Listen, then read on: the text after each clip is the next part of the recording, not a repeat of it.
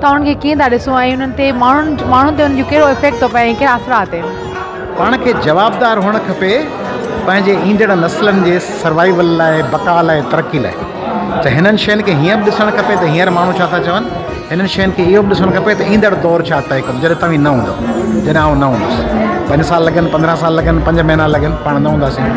पोइ सिंध जो माण्हू सिंध जे हिन दौर लाइ ॼाणणु चाहींदो, छा ॼाणे? हीअ तव्हांजी इलेक्ट्रॉनिक डायरी, तव्हांजा YouTube channels, social media, television, photos, किताब, रसूल पलीजी, हैदर बख्श ऐं GM सैयद ऐं भुटे, हिननि जा दौर कीअं हुआ उहो हिन तहरीरुनि मां, किताबनि मां, हुननि जे पैगाम मां सम्झो। आउं सम्झां थो त हिन सॼे दौर जी पीड़ाउनि जी, जदोजहद जी, स्ट्रगल जी, वतन सां प्यार जी, इश्क जी, मोहब्बत जी, जफ़ाकशी जी दास्तान जे करे आहे शेख अयाज़ जी शाइरी। ऐं शेख अयाज़ जी शाइरी जॾहिं 100 साल, सोचो त 100 साल खां पोइ जॾहिं यूथ हुजे, सोचो त ही सन 2120 ऐं 2120 में पाण ई माण्हू ईंदो।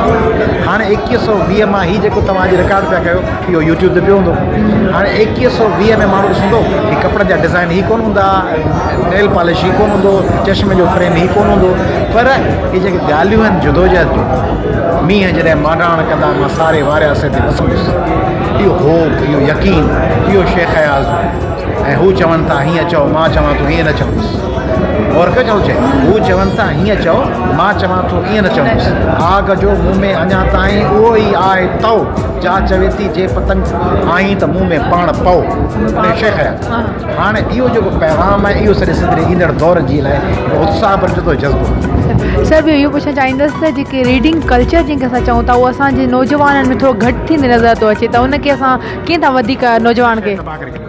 हीअ जेका शइ आहे न, हीअ जेका शइ पई आहे, हिननि शइ टैबलेट्स ऐं लैपटॉप असांजे रीडिंग खे तबाह करे। असीं सम्झूं था त असांजी कुल काइनात हीअ आहे। हिन में कैमरा पई आहे, हिन में व्हाट्सअप पियो आहे, हिन में ट्विटर बि हले पियो, हिन में इंस्टाग्राम आहे। इहे सभु शयूं आर्ज़ी आहिनि, इहे सभु पटाटा आहिनि तरियल। हू जेका आहे ॾुध ऐं मानी ऐं मखण ऐं बुसरी उहा ॿी शइ।